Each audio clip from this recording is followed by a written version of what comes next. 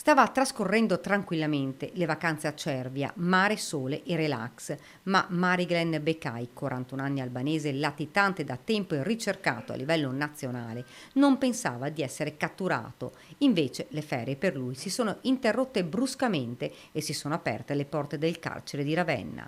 Nel mirino del malvivente, che agiva con un complice, erano finite nel 2024 banche e istituti di credito in diverse località del nord Italia, comprese Vittorio Veneto e Meduna di Livenza. I due agivano armati di taglierino e fucili.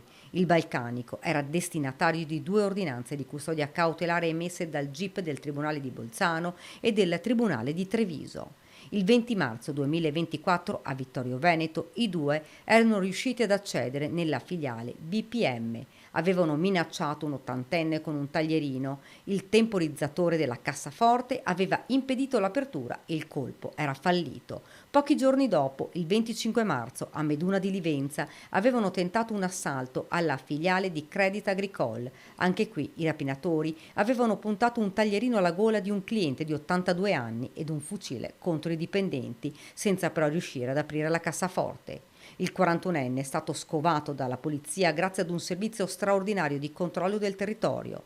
Il 6 giugno del 2024 era finito in carcere invece il presunto complice Dritan Toraji. I militari dell'Arma lo avevano intercettato e fermato a Caorle.